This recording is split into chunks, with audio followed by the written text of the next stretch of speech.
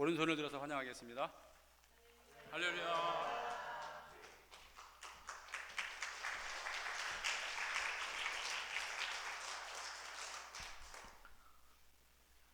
감사합니다. 이렇게 초청해 주셔서 여러분들을 통해서 은혜 받을 수 있게 어떤 귀한 시간과 모든 허락하신 하나님과 우리 담임 목사님과 교우 여러분들에게 감사드립니다.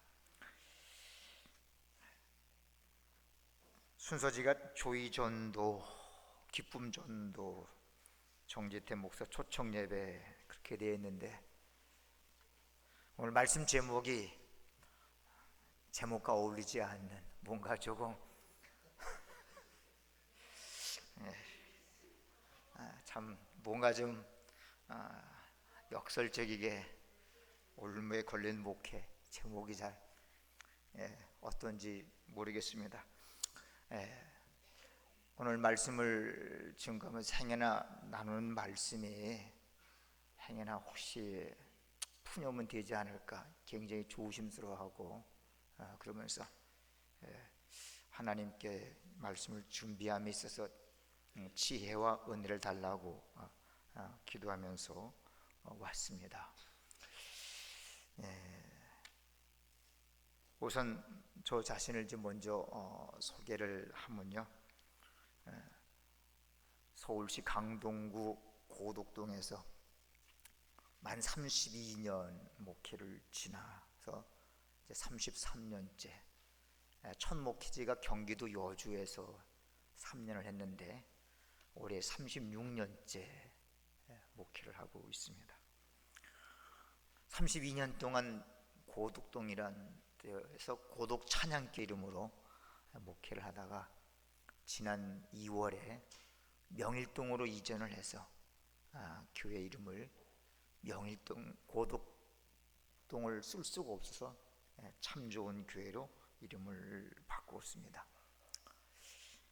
17년 6개월 동안 고덕동에서 지하에서 이렇게 목회를 했고요, 15년 동안 2층 60평 되는 데서 목회를 하다가 나름대로 어떤 어려움의 과정을 통해서 지금 다시 3층 30평으로 옮기게 됐습니다. 저 자신을 좀 돌아봐도 목회에 있어서 주변머리도 없고 융통성도 없고 치고 나가는 진취성도 없는 저의 모습을 저 스스로도 보게 됩니다. 지금까지 두 교회에서 경기도 여주와 서울에서 36년째 목회하고 있는 서울 동남쪽 들풀과 같이 이름 없는 목사입니다. 그냥 전도대만 파송해서 섬겨주기만 해도 굉장히 감사한 일인데, 이렇게 말씀을 전하면서 교회를 소개하고 또 왜 전도해야 되는지 전도에 대한 동기부여까지 할 수 있게 허락하셔서 감사드립니다.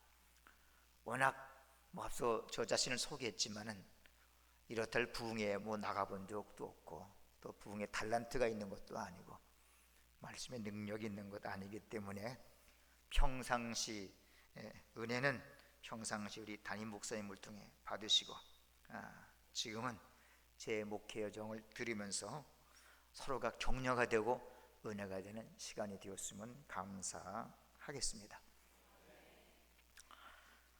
우리 백승기 목사님과는 들으신 분은 혹시 아시겠지만 초등학교 때부터 인연이 있습니다. 그래서 고등학교, 대학교를 같은 해에 공부하고 같이 졸업을 했습니다. 목회는 제가 조금 더 빨리 나갔는데 목회의 역량은 하늘과 땅 차이로 이렇게 좀 벌어져 있습니다. 고등학교 때에 그 당시 지역 MIF라고 하는 활동이 혹시 한 60대 넘으신 분들 연령대는 MIF가 기억날지 모르겠습니다. 회장님이셨고 저는 총무였습니다.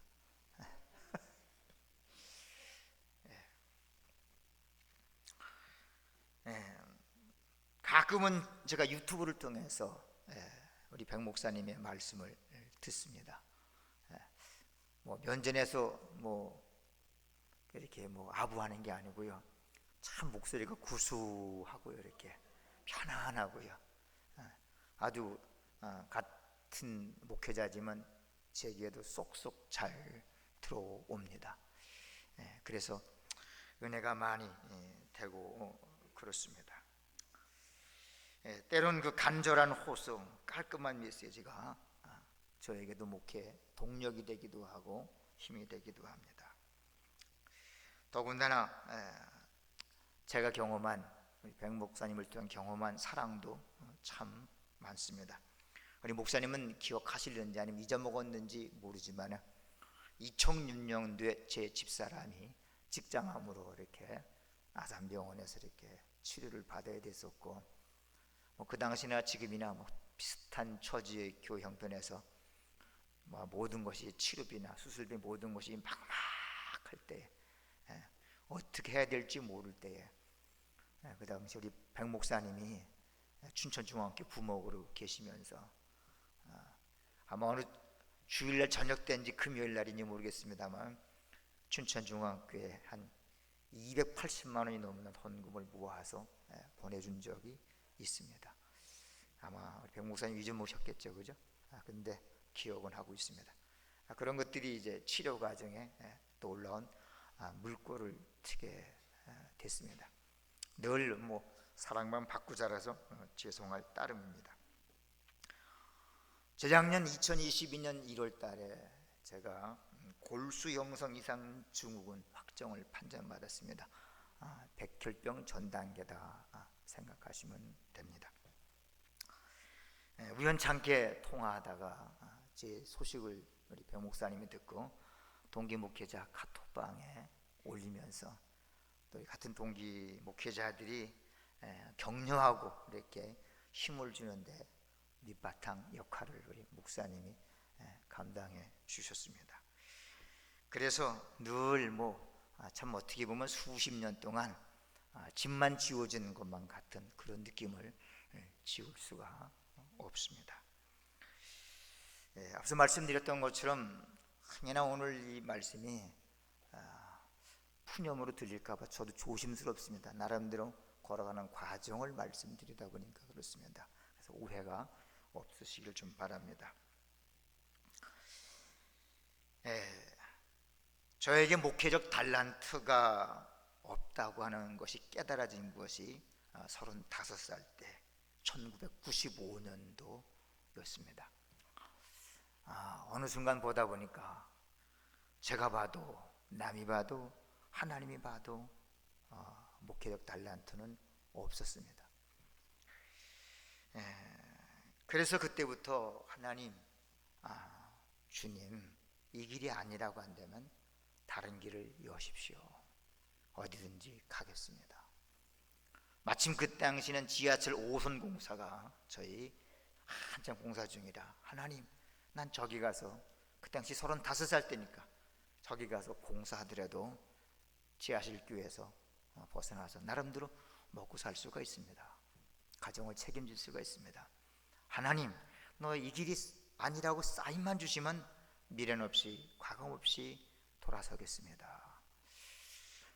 그런데 하나님은요, 어떤 건 묻지 않아도 말씀해 주시기도 하고, 또 어떨 때는 이렇게 생각지도 않는 말씀을 해 주시기도 하는데, 그 문제만큼은 수십 년이 지나더라도 아무 대답이 없으셔. 불러도 대답이 없고 찾아도 응답이 없고, 그래서 한 55-6가지 그냥 왔습니다. 주님이 그럼 딴 길로 가도 돼 라고 한다면 과감하게 돌아설 텐데 그런 말씀을 안 하시니까 돌아설 수가 없는 겁니다. 수십 년 목회하면서 하나님이 주신 은혜 가운데 한 가지는, 어떤 것이 이 길은 내가 생각한 거, 저것은 하나님이 인도하는 거, 내가 가고 싶은 것과 하나님이 인도하는 것이 뭔지에 대한 구분은 할 수 있는 은혜를 주었습니다. 근데 내가 앞길을 간들 한 치 앞을 할 수 있습니까? 모르지 않습니까? 그냥 못 가는 거예요. 하나님이 가라라야 가는 겁니다. 그렇게 해서 한 55세가 넘도록 그냥 한 곳에서 한 자리에서 17년 6개월 총 32년을 그곳에서 있었던 겁니다. 자, 얼마나 융통성이 없고 참 이렇게 주변머리가 없습니까? 55세가 넘어갈 때 어느 날 이게 제가 집사람이 김장김치를 하고 속을 버무리면서 같이 도와주는데 김장김치 속 버무리는 것이 장난이 아니더라고요. 얼마나 힘든지 이제는 이제 다른 길로 못 가겠구나, 그냥 죽이 되든 밥이 되든 그냥 가자. 그래서 이제 그 다음서부터는 그냥 뒤도 안 돌아보고 그냥 계속 가는 겁니다. 그렇게 가기 시작한 지가 이제 9년 10년째가 됩니다. 늘 저에게는 농사를 짓는 게 달란트인 것 같았고, 구청 공무원이나 은행 창구에서 일을 했으면 참 잘했을 거다라는 생각을 했습니다. 하지만 이미 목회로 들어섰기 때문에 그거 말고는 다른 길로 하는 것이 저희 때만 해도 허락되지 않았기 때문에 그 길을 갔습니다.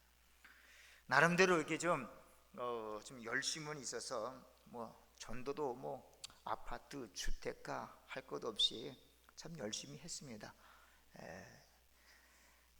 한 지역을 그냥 이렇게 서너 번씩 한 몇천 가구 되는 거 이렇게 다 집집마다 두드리기도 하고, 또 일반 다세대 다가구 주택을 두드려 보기도 하고, 지역 목회자들과 연합해서 품앗이 전도를 하기도 하고, 해외 단기 선교를 다녀보기도 하고, 여기저기 전도 집회를 다녀보기도 했습니다.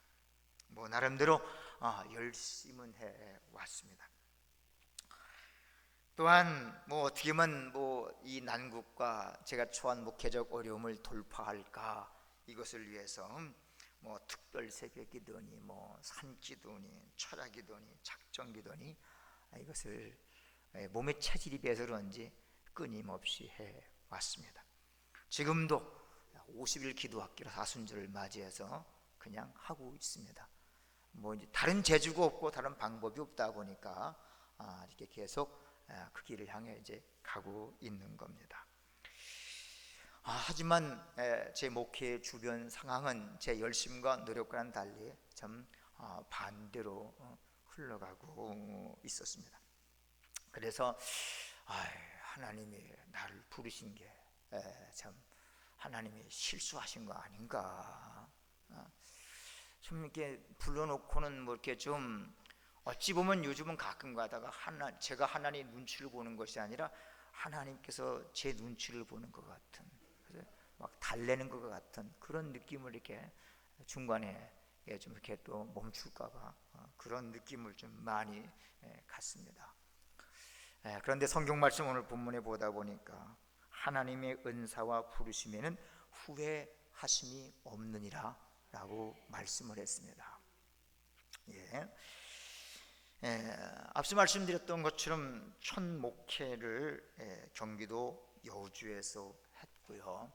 그리고 첫 목회하기 전에 중학교 2학년에 3학년 올라갈 때에 믿지 않는 어머니 아버지를 전도하겠다고 교우들을 우리 집으로 초청해서 예배 드릴 때에 저희 집에 오신 한 권사님, 지금은 장로님이 되셨는데 그 장로님이 고향교, 제가 집에 충주니까 고향교 장로님이 저보고 제가 신학교를 가겠다고 이렇게 약속을 했다는 거예요. 저도 모르는데. 그러니까 중학교 2학년 때 내가 그런 약속을 했으면 가야지 라고 이렇게 이제 중학 3학년 때 이제 그 마음을 다졌는데, 고등학교 때에 참 목회자 된다는 게 너무 좀 야망이 없는 것 같아서 일반 대학으로 가겠다라고 마음 먹다가 박정희 대통령이 시해되는 것을 보면서 그냥 인생의 의미가 뭔가라고 생각하다가 희생과 헌신이 나름대로 의미가 있겠다 해서 이제 신학대학으로 마음을 먹었습니다. 그런데 이제 고등학교 2학년 때, 저는 아직 오랫동안 어머니 아버지가 믿지 않고 혼자 예수 믿어서 이제 목회자가 된 케이스인데, 교회에서 학생들 사이에 좀 시험 드는 일이 있어갖고 고등학교 2학년 때 교회도 한 서너 주 안 가고 목회자도 안 되겠다라고 이제 마음을 먹었습니다. 그런데 그때 어머님께서 이렇게 감기 걸렸는데, 보통 2, 3일을 앓던 어머님이 20일이 지나도 이렇게 안 낫는 거예요. 그래서 고등학교 2학년의 순수한 마음속에 내가 신학대학 간다 했다가 안 가서 엄마가 아픈 거 아니야? 하나님, 나 신학교 갈 테니까 엄마 좀 안 아프게 해주세요. 그 다음날 엄마가 낫더라고요. 첫 번째 확인인 겁니다. 그리고 두 번째, 이제 고등학교 3학년 때, 그 당시만 해도 신학교는 뭐 공부를 잘 못한다는 사람이 간다고 그랬어요. 저희 고등학교는 명문고등학교입니다. 그런데 그 말이 좀 자존심이 상해서 나름대로 우리 모의고사 볼 때 제가 어떤 상한선을 정해놓고 이 점수가 모의고사에서 안 나오면 신학교 안 가겠다라고 마음먹고, 하나님 그 점수 나오게 도와주세요. 그런데 그 점수가 안 나왔어요. 그때가 이제 고3 10월 달입니다. 그래서 신학교 안 가겠다고 마음 먹었는데, 어느 날 어머님이 밭에서 일을 하다가 저보고 밭에 와서 리어커를 끌고 집에 좀 가져오면 좋겠다고 해서 밭에서 리어커를 끌고 집으로 돌아오는 길에 비가 억수로 내렸고요. 어머니도 저도 다 옷이 젖었는데 어머니는 괜찮고 제가 감기에 걸린 겁니다. 그런데 그때부터 목요일까지 밥을 못 먹겠는 거예요. 고3 때 10월 때는 얼마나 이게 굉장히 촉박합니까? 밥은 먹어야 공부할 텐데, 그래서 또 내가 또 신학교 간다 했다가 안 가서 하나님 그런 건가? 그래서 하나님, 나 신학교 갈 테니까 밥 좀 먹게 해주세요. 근데 바로 그 다음날 밥을 먹더라고요. 그래서 이제 신학교를 왔습니다. 부르심이, 소망이 확실한 거예요. 하나님이 부르셨습니다. 그리고 경기도 여주에서 3년간 목회한 다음에 92년도에 저희 교회로 왔는데, 저희 교회는 제가 올라오기 5개월 전에 창립됐고요.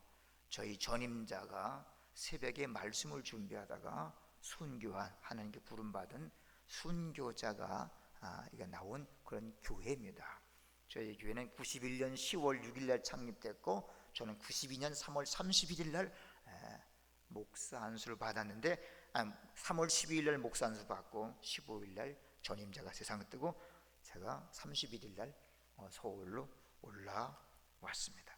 그리고서는 한 17년 6개월 동안 여름이면 비가 와서 물을 퍼야 되고, 그래서 물푸기에서 양수기를 빌리러 동사무소를 하도 갔더니만 동사무소에서 그냥 쓰라고 줄 정도로 여름이면 늘 물과 싸워야 하는 어떤 그런 목회였습니다. 그리고 2층으로 올라와서는 참 뭐 이런저런 과정을 통해서 임대료와 싸워야 했습니다. 잊혀지지 않는 것은 2014년 딱 10년 전 요때에 어느 날 제 아들이 아빠,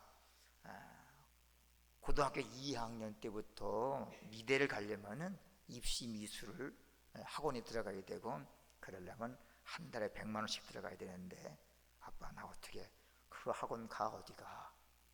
그 당시 한 달에 50만 원도 못 받는 사람이 어떻게 아들 100만 원을 보냅니까? 야, 돈이 어디 있냐? 그럼 가지 마. 남의 인생 내가 가란 말을 할 수가 없잖아요. 그래서 하나님께 기도해 보자. 그 다음날 새벽에 가서, 하나님, 아들이 입시 미술학원 들어가야 된다는데 한 달에 100만 원씩 들어가는데요, 거기 보내요 말아요?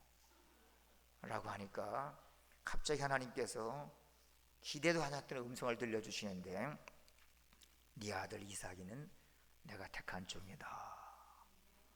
그때 그 음성은 신학교 가야 된다고 제가 들은 거예요. 아니, 저도 지금 목회, 지하실 목회하고 임대 목회는 죽을 고생인데, 그래서 애들한테 목회자는 나까지만이야. 너희는 사모 되지 말고 목회자 되지 마. 나만 끝이야. 근데 하나님께서 아들을 갖다가 목회자로 부르신다고 하니까 못 견디겠는 거예요. 한 30분 동안 엉엉 울었어요. 그냥 내 길을 뭐 이렇게 안 갔으면 좋은 거예요. 그래서 제가 들은 음성이 하나님이 음성인지 아닌지 확인하기 위해서, 하나님, 제가 지금 임대료가 10개월치 1,000만 원이 밀렸습니다. 하나님, 만약에 제가 들은 음성이 맞다고 한다면은 하나님 1,000만 원 해결해 주세요. 하나님 1,000만 원 못 써요? 예? 한 인생이 이리로 가다가 방향을 턴해서 가는 것이 남들이 보기에서는 아무것도 아니어도 자신에게는 대전환이니까 하나님 그 확증하기 위해서 1,000만 원 주세요. 만약에 안 주면 제가 들은 음성은 가짜고 주시면 하나님의 음성입니다. 그런데 하나님께서 좀 많이 정리하면요, 이런저런 우여곡절을 통해서 그해 11월 말에 하나님께서 1,000만 원을 주셨어요. 그래서 이제 그 아들이 지금 이제 감신대를 졸업하고 저를 보면서 목회 안 한다고 이리저리 하다가 다시 올해 3월 달에 지금 감신대 대학원을 좀 들어갔습니다. 이제 저보고는 그래요. 감신대 대학원만 갔지 아직 목회한다라고는 약속 안 했어 라고 그렇게 하는데, 이럴 만큼 이렇게 참 목회 여정은 쉽지가 않았습니다. 가끔가다 식구가, 집사람이 차라리 1,000만 원에 팔아버릴 거 좀 더 달라고 그러지, 한 1억 달러래 이거 1,000만 원의 아들을 팔아버리냐, 이렇게 얘기를 하는데, 너 하나님 1,000만 원을 주실 줄 알았습니까? 주실 줄 알았으면 더 달라고 하죠. 이렇게.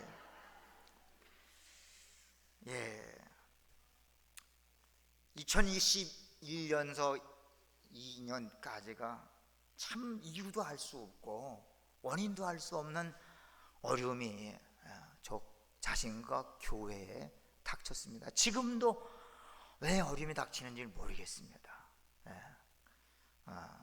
하나님이 누군가를 통해서 이제 이게 마지막 시험이다라고 위로하고 격려하는 분들도 있는데, 저희 가족 가운데 한 권사의 어떤 말 실수를 통해서 다른 권사 두 가정이 나가고, 그리고 그것 때문에 교회가 휘청하는데 권사님 두 가정, 다른 집사 둘에서 총 10명이 2022년도에 나갔습니다.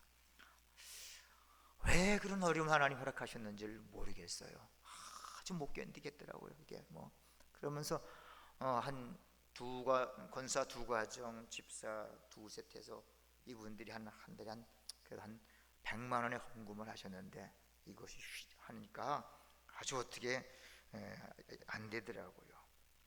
그러던 그때쯤부터 이제 제가 건강 검진을 통해서 이렇게 백혈구, 적혈구, 혈소판 형성에 문제가 있어서 만들어지지 않는 골수 형성 이상 증후군 판정을 받았습니다. 그리고 이제 또 저희 집이 이사하는 과정 속에서 또 어려움이 있었습니다.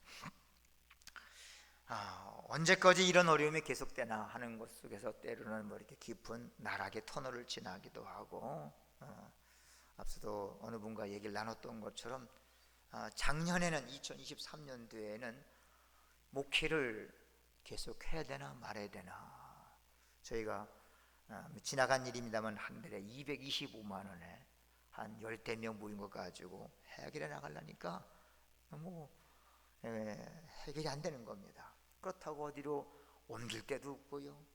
저희 전에 있던 건물주도 교회에서 잘 배려를 많이 해서 보통 임대료가 한 330만 원 나가는 임대 장소인데 건물주가 권사님 부부랑 교회한테는 225만 원 해줬던 겁니다.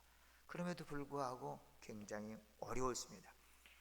작은 데를 찾아도 요즘에 지하교회 옵니까? 그래서 지상을 찾아도 우리 형편에 맞는 교회가 없어서 아주 그냥 주저앉을 상황이었는데, 그런데 하나님께서 하나님, 여기 오늘 본문 말씀 보다 보면 부르심에는, 영어 성경 콜링이라고 있습니다.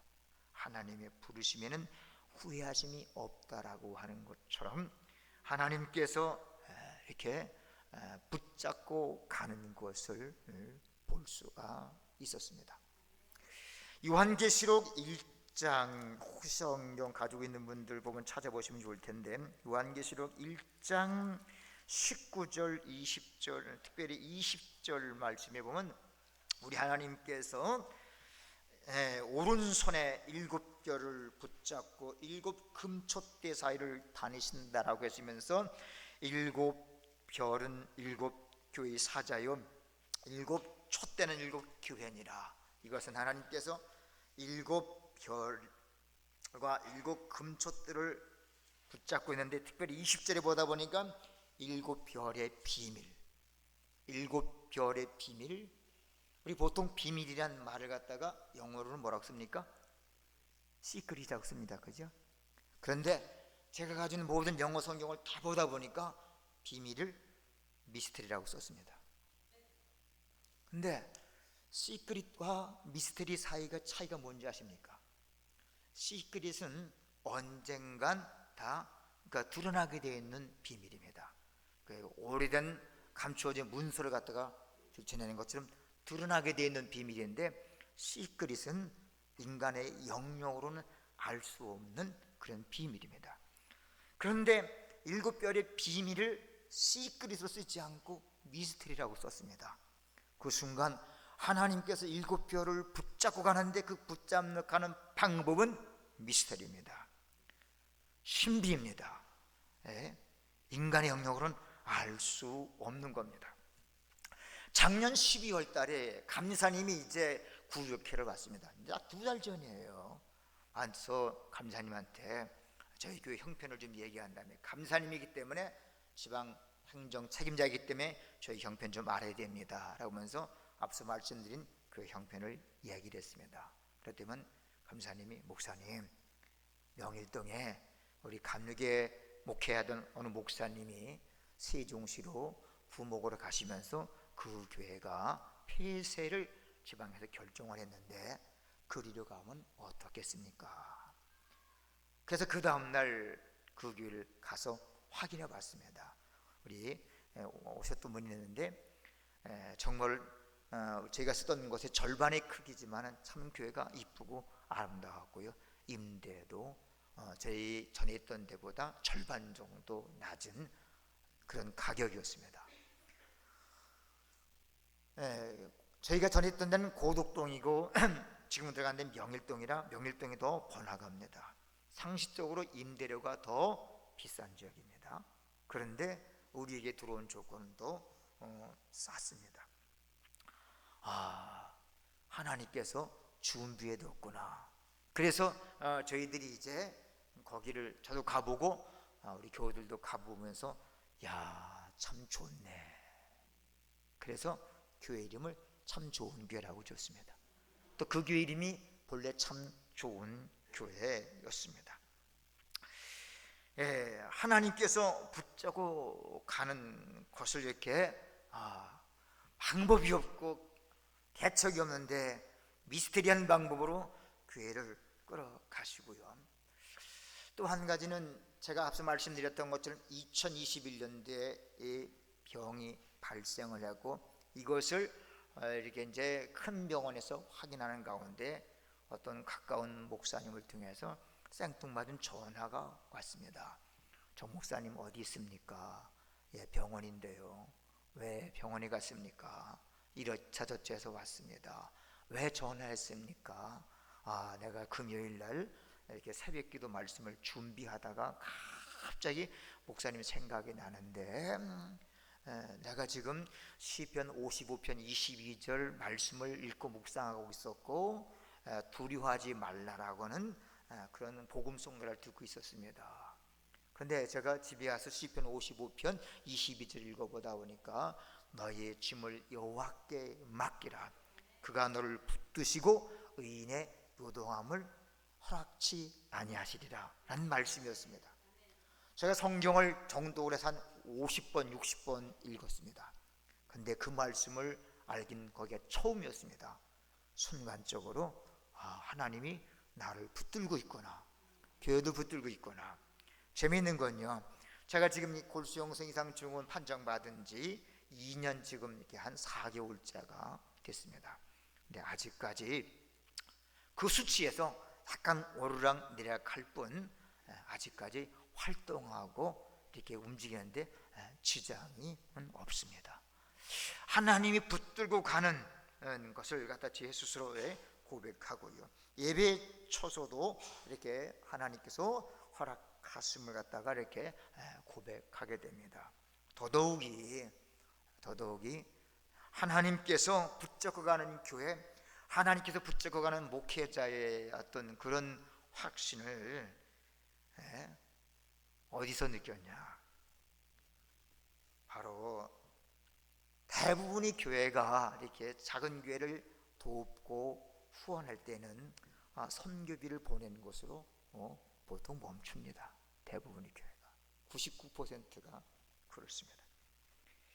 그런데 교회가 저기 고덕동서 명일동으로 성전이 이전되는 동시에 바로 그 주간에 전도대를 파송해서 저희 교회 전도도 해주고 이렇게 또 선교 주겠다라고 하는 성직교회 같은 그 연락은 하나님 이 교회를 붙잡고 가고 있구나.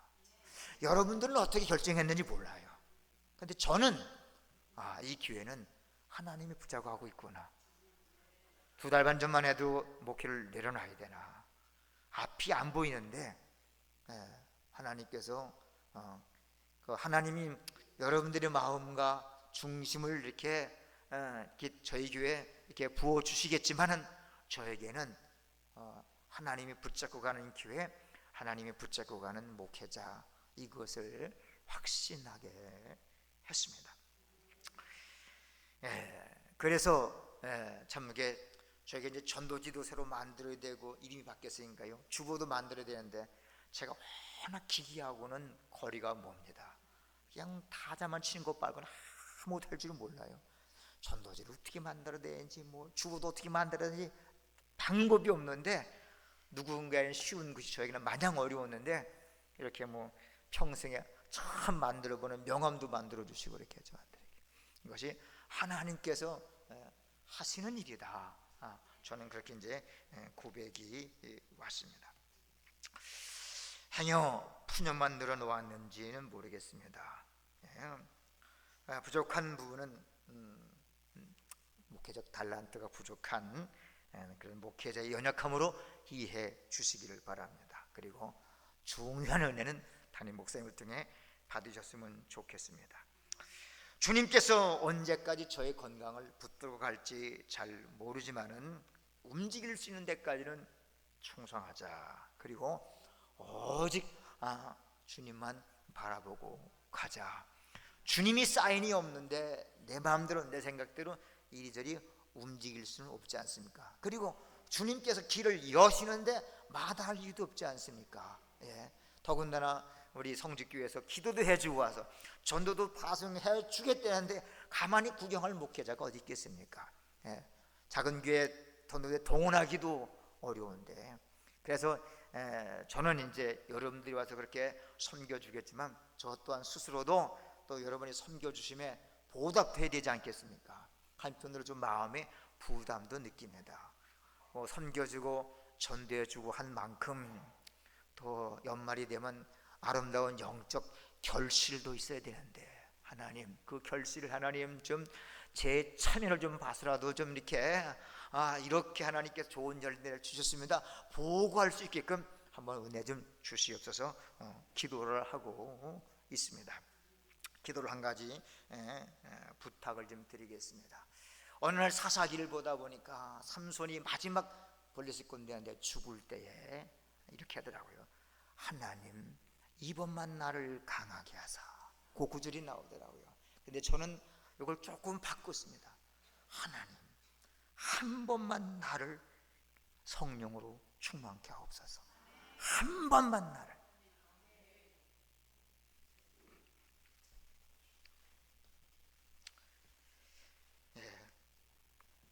번만 좀 성령으로 좀 이렇게 좀 목회를 좀 하고 싶을 때가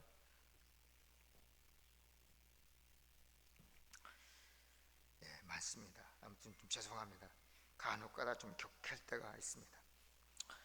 그럼에도 불구하고 하나님께서 은혜를 주신 게 많습니다. 세 아이가 참 잘 자랐습니다. 큰 아이, 둘째 아이, 막내까지 작은 지하에서 자랐음에도 불구하고 참 잘 자라주어서 목회에 힘이 되고 격려가 됩니다. 이사할 때도 교회를 이렇게 유지할 때도 아이들이 생각 외로 헌신을 많이 합니다. 집사람이 도망가지 않고 같이 잘 있어 주었습니다. 저희 어머님이 세상을 뜨시기 한 달 전에 한번 저하고 우연히 얘기 나누면서 야, 너는 그래도 장가 한 번은 잘 갔다. 야, 어머님이 세상을 뜨시기 전에 하신 말씀이었습니다. 앞서 말씀드렸던 것처럼 백혈구, 적혈구, 혈소판 수치가 부족하지만 활동하는데 아직까지는 문제가 없습니다.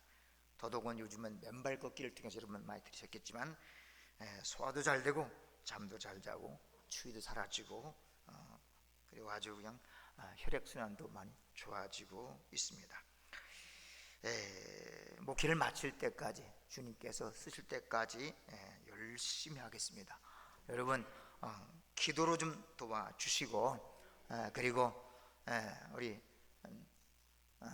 앞서 말씀드렸던 것처럼 한 번만 저에게 성령으로 기름 부음 한 번만 있었으면 좋겠습니다. 그럼 이 난국을 뚫고 나가고 하나님의 역사가 능력을 좀 볼 수 있을 것 같습니다. 여러분들이 기도하시고 후원하시는 것에 조금도 이렇게 어긋나지 않고 섭섭해하지 않도록 돌아가서 나름대로 지하철 앞에서 어깨 띠띠고 가까우 방문하면서 새로운 지역에서 열심히 전도하고 기도하겠습니다. 그래서 나중에 구두로도 여러분들이 기도와 후원으로 교회가 이렇게 잘하고 있습니다. 아름답게 보고할 수 있도록 하겠습니다. 감사합니다. 기도하겠습니다. 할렐루야. 사랑 은혜가 많으신 하나님 아버지 감사합니다. 아버지 하나님, 부르심에는 후회가 없으신 하나님이라고 했습니다. 아직까지 우리에게는 이렇다 만한 열매가 보이지 않으나 전능하신 하나님께서 부르시고 쓰시는 데는 후회함이 없으신 줄 믿습니다. 주님의 부르심에 조금도 부족함 없이 죽도록 충성할 수 있도록 하나님 은혜와 능력과 열정을 더하여 주옵시며 또한 성직교회의 기도의 후원과 전도의 후원이 조금도 이렇게 어긋남이 없도록 열심히 땀 흘려 복음 전하는 가운데 하나님 나라의 영광을 아름답게 보고할 수 있기를 원합니다. 축복하옵시고 이렇게 작은 교회를 섬기는 우리 성직교회와 목사님과 우리 교우들에게 성령의 역사하사 하나님의 능력과 은혜를 부어주셔서 많은 작은 교회를 섬기며 같이 하나님 나라를 세워가는데 크게 쓰임받는 교회와 우리 온 성도분들이 되게 도와 주옵소서. 감사드립니다. 예수님의 이름으로 기도하옵나이다. 아멘.